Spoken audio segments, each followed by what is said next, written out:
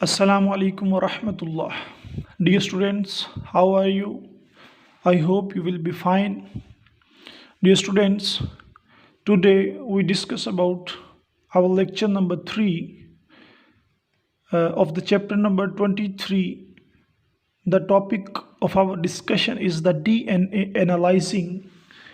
In case of DNA analyzing, we will discuss about the how our genome would be read by different techniques.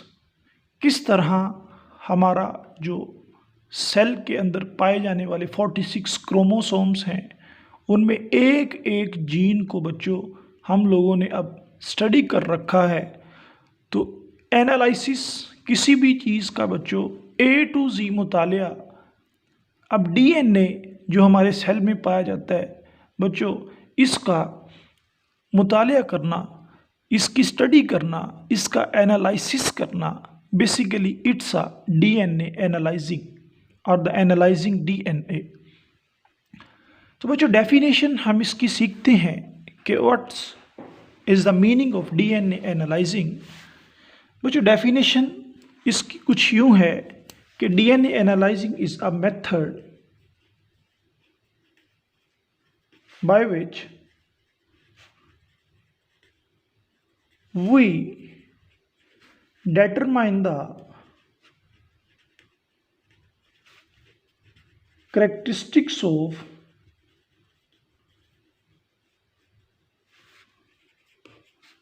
genome,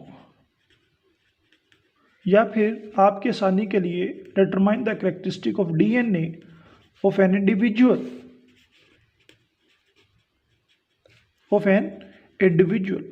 तो बच्चों ऐसा method जिसमें हम किसी भी ऑर्गेनिज्म के DNA का करेक्टरिस्टिक्स का पता करवाते हैं कि इसमें कौन सा DNA मौजूद है और इसके DNA की क्या क्या खसूसियात हैं, वो सारे का सारा मेथड एनालाइजिंग ऑफ DNA है।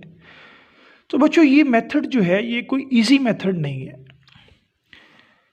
इस मेथड का नाम जिसके ज़रिए से DNA का एनालिसिस किया जाता है बच्चों, उसका नाम हम लोग आगे चल के पढ़ेंगे, मैं आपको पढ़ाऊंगा। ये लिखा हुआ है जेल इलेक्ट्रोफोरेसिस।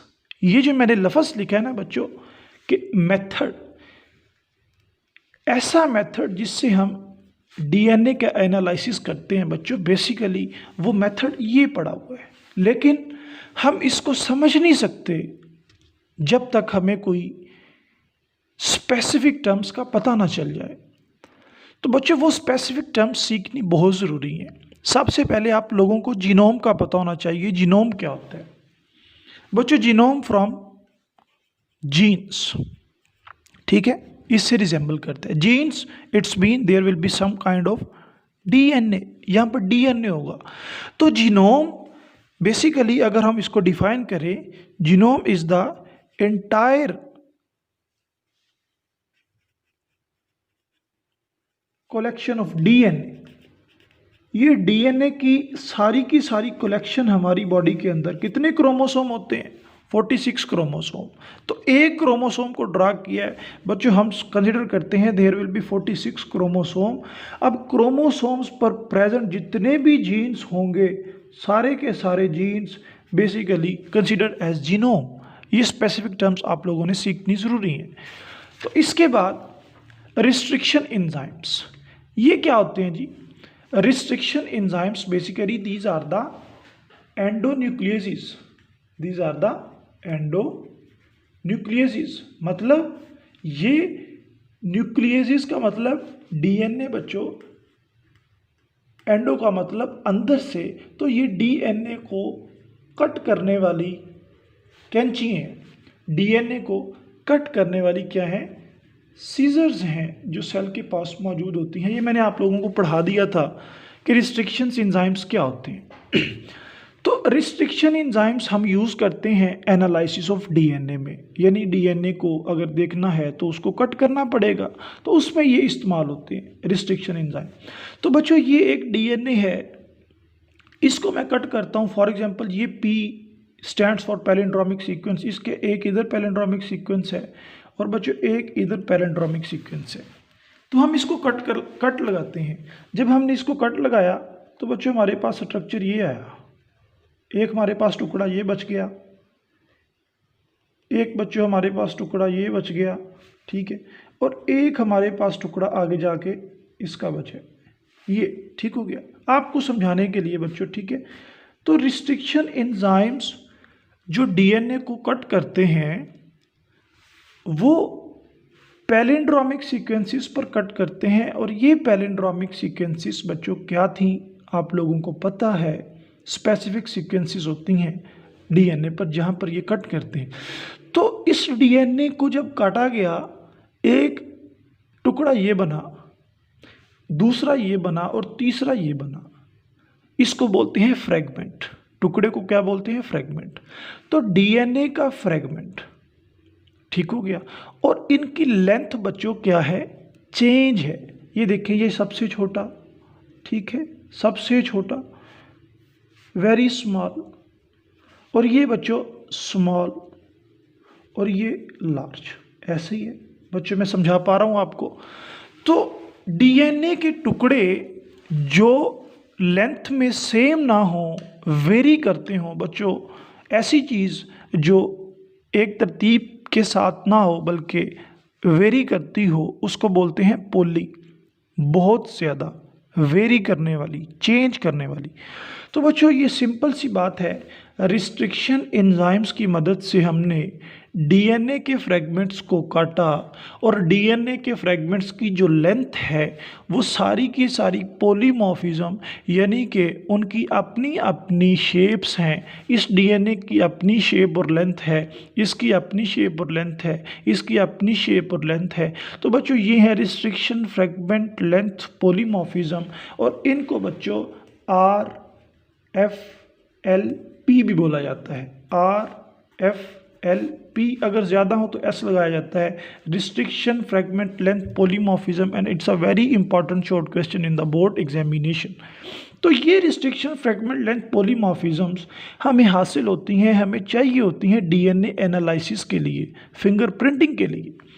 तो बच्चों इसके बाद प्रोब्स बेसिकली क्या है, ये मैंने आपको एक सिंगल स्ट्रैंडेड मॉलिक्यूल ड्रॉ किया है, लेकिन बच्चों इस सिंगल स्ट्रैंडेड मॉलिक्यूल में टी है, यू नहीं है। तो बच्चों यू नहीं है मतलब ये यू होता है आरएनए में, ठीक है, आरएनए। तो ये सिंगल स्ट्रैंड तो है, लेकिन बच्चों ये सिंगल स्ट्रैंड मॉलिक्यूल ये डीएनए का है। तो बिल्कुल शाबाश, आप सही पहुंचे। प्रोब्स जो हैं ये सिंगल स्ट्रैंडेड डीएनए के मॉलिक्यूल्स होते हैं, लेकिन इनमें फ़र्क ये होता है कि ये आम नहीं होते, बल्कि इनको रेडियो एक्टिविटी के प्रोसेस के ज़रिए से रेडियो एक्टिव बनाया जाता है। तो बच्चों प्रोब अगर आपको कोई पूछ लेता है तो आप बताओगे probes are the single stranded DNA molecules which is radio active, it is known as the probe. तो ये प्रोब यूज़ की जाती है डीएनए एनालिसिस में। बच्चों मैं आपको टर्म्स समझा रहा हूँ, जब टर्म्स समझ जाओगे तो इसके बाद इंशाल्लाह कोई ये काम ही नहीं रहेगा, ठीक है, इसको सीखना। उसके बाद बच्चों ये स्मीयर है, ठीक है। स्मीयर किस चीज़ को बोलते हैं बच्चों? स्मीयर बेसिकली फॉर एग्जांपल हमने छोटा सा डीएनए का टुकड़ा लिया, ठीक है, एक ये डीएनए का टुकड़ा है बच्चों, एक ये डीएनए का टुकड़ा है, ये स्लाइड्स हैं, ये क्या है? स्लाइड्स हैं, ये ग्लास की बनी होती हैं। तो ये डीएनए का टुकड़ा, यहाँ पर काफ़ी सारे डीएनए हैं, ठीक है, ये लेके बच्चों जब हम इस डीएनए को फैला देते हैं, ठीक है, फैला देते हैं तो ये डीएनए इस तरह फैल जाता है। ये फैलने वाली जो चीज़ है इट्स अ बेसिकली स्मीयर। तो बच्चों आपने इसको स्मीयर नहीं पढ़ना कभी भी, स्मीयर पढ़ना है। स्मीयर किस तरह एक डीएनए पूरे फैलता है। तो इससे आपको लग रहा होगा कि ये अब फिंगरप्रिंटिंग की तरफ हम जा रहे हैं। बिल्कुल बच्चों, डीएनए एनालिसिस बेसिकली ये फिंगरप्रिंटिंग है, ये हमें बताता है कि डीएनए किस तरह वर्क करता है। तो बच्चों उसके बाद ये अब हमारा टॉपिक स्टार्ट होगा। Now we will move our core topic. ये मैंने आपकी बेस बनाई है, प्रोब क्या, रिस्ट्रिक्शन लेंथ पॉलीमॉर्फिज्म क्या, रिस्ट्रिक्शन एंजाइम्स क्या है, वगैरह वगैरह, जीनोम क्या है। तो बच्चों जेल इलेक्ट्रोफोरेसिस ये एक पूरे का पूरा मेथड है जो इंशाल्लाह मैं आपको बहुत अच्छे तरीके से कोशिश करूंगा समझाने की। तो इसकी पहले डेफिनेशन देखो बच्चों, gel electrophoresis is a method for separation and analysis of macromolecules. Macromolecules मतलब डीएनए, आरएनए, प्रोटीन, कार्बोहाइड्रेट्स, लेकिन यहाँ सिर्फ DNA, based on size and charge. तो ऐसी ये बच्चों टेक्निक है जिसमें हम सेपरेट कर देते हैं पीसीस को, यानी कि डीएनए के मैंने आपको 3 टुकड़े बताए थे पीछे काट के, वो तीनों के तीनों टुकड़े सेपरेट करने हैं, तो ये वो मेथड करके दिखाता है। ठीक हो गया। तो बच्चों जेल, इसमें जेल यूज़ होती है और उस जेल का नाम है पॉली एक्राइल अमाइड जेल। ठीक है, पॉली एक्राइल अमाइड जेल। तो बच्चों ये किस में यूज़ होती है? इलेक्ट्रोफोरेसिस में, यानी कि इलेक्ट्रो से मुराद बच्चों यहाँ पर हम इलेक्ट्रिसिटी का भी इस्तेमाल करते हैं। इलेक्ट्रिसिटी के लिए हमारे पास जो इक्विपमेंट होता है वो बैटरी होती है। ठीक हो गया। तो जेल और बैटरी और फोरेसिस बच्चों ये पूरे की पूरी एक मशीन है। ठीक है, ये क्या है? मशीन है। तो ऐसी मशीन जिसमें जेल हो, उस जेल का नाम पॉली एक्राइल अमाइड जेल है, उसमें इलेक्ट्रिसिटी हो, इलेक्ट्रिसिटी के लिए बैटरी भी हो, और वो पूरी की पूरी मशीन हो, यानी ऐसी मशीन जिसमें बैटरी और जेल लगे और उसकी मदद से हम डीएनए का एनालिसिस कर सकें। It's a gel electrophoresis. ये हमने किया हुआ है, बड़ा आसान सा और बड़ा मज़ेदार सा ये ऑपरेटस होता है। तो बच्चों इसको हम अब देखेंगे। अब इसको आप लोगों ने जहन में रखना है, जेल को, बैटरी को और मशीन को। तो हम अब ये देखते हैं कि ये कितना मुश्किल काम है बच्चों। बिल्कुल आसान सी चीज़ है। ये देखें, प्रोसेस ऑफ जेल इलेक्ट्रोफोरेसिस, कि ये पूरे का पूरा प्रोसेस किस तरह होता है। यानी अगर हम एक पेशेंट को लें, फॉर एग्जांपल किसी हम टीनेजर को ले लेते हैं, ये लड़की है और उसका मर्डर किसी ने किया है। ठीक है, मर्डर किया है, मर्डर करने के बाद हमें वहाँ से कुछ ना कुछ डीएनए के फ्रैगमेंट्स मिल जाते हैं। तो हम डीएनए के फ्रैगमेंट्स को लेकर हम किस तरह उस कातिल तक पहुँचते हैं जिसने मर्डर किया है। तो किस तरह से हम जो सस्पेक्टेड पर्सन होते हैं उनमें से पहचान लेते हैं कि इसी ने मर्डर किया होगा। तो बच्चों ये सारा कुछ आज हम सीखने वाले हैं। ठीक है, तो बच्चों प्रोसेस ऑफ जेल इलेक्ट्रोफोरेसिस में ये डीएनए के मॉलिक्यूल्स हैं। ठीक है, ये बच्चों डीएनए के मॉलिक्यूल्स हैं, मैंने आपके सामने ड्रा किए हुए सारे के सारे। तो बच्चों इन डीएनए के मॉलिक्यूल्स में, ठीक है, ये हाइड्रोजन बॉन्ड्स हैं, इनको परेशान नहीं होना। तो ये जो डीएनए है बच्चों, ठीक है, इस डीएनए को मैं डालता हूँ इस ट्यूब में।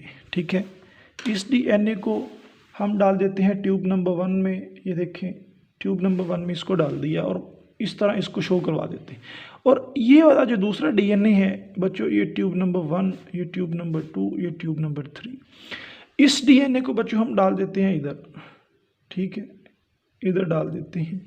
और इस तीसरे डीएनए को बच्चों हम डाल देते हैं किधर? इधर डाल देते हैं।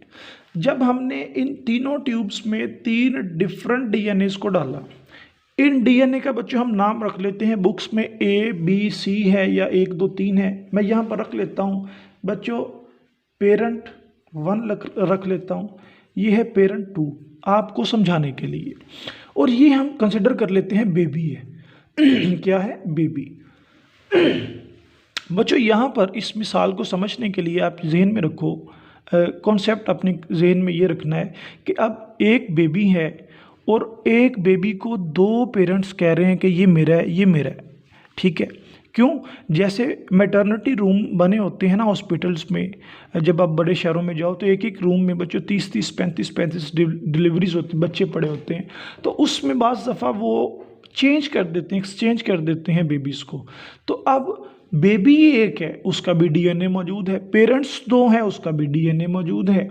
तो अब ये भी कह रहा है मेरा, ये भी कह रहा है, पेरेंट्स कह रहा है मेरा। तो अब इन दोनों में से वो किसका होगा, ये हमें बताएगा जेल इलेक्ट्रोफोरेसिस। कैसी मज़ेदार टेक्निक है। तो चलें फिर सीखते हैं बच्चों। अब हमने तीनों के तीनों डीएनए को डाल दिया टेस्ट ट्यूब में। तो टेस्ट ट्यूब में डालने के बाद बच्चों ये वाली, ये basically it's a machine, gel electrophoresis की जो मशीन जिसके बारे में मैं आपको बता रहा था, वो प्यारी सी मशीन बच्चों ये है जेल इलेक्ट्रोफोरेसिस मशीन। इसमें होता क्या है, एक तरफ नेगेटिव चार्जेस होते हैं और एक तरफ पॉजिटिव चार्ज होता है। ठीक हो गया। और पॉजिटिव चार्ज के साथ बच्चों लगी होती है बैटरी। ठीक हो गया। ये लगी हुई है बैटरी, इट्स अ बैटरी। तो मैंने आपको बताया था कि बच्चों बैटरी को नहीं भूलना, इस मशीन के साथ एक बैटरी होती है और इस पूरी के अंदर बच्चों अगर मैं ड्रा करूंगा तो वो मामला सीधा नहीं रहेगा। इस पूरी के अंदर पड़ी होती है जेल, ठीक है, सारी की सारी के अंदर जेल पड़ी होती है। अब हम लोगों ने क्या करना है, हम लोगों ने यहाँ पर 3 पीसीज है ना, 3 पीसीज हैं, हमने बच्चों ये वाला डाटा जो है इस पे पुट करना है, मशीन पे इस पे पुट करना है। लेकिन इसको किस तरह से पुट किया जाता है बच्चों, कॉम्ब्स होती हैं घर में, कभी कंघी कंघी की है बालों को, ये देखो कॉम्ब। तो कॉम्ब बच्चों ये देखें, फॉर एग्जांपल एक ये कॉम्ब है, इसके 2 सिरे हैं और एक ये कॉम्ब है,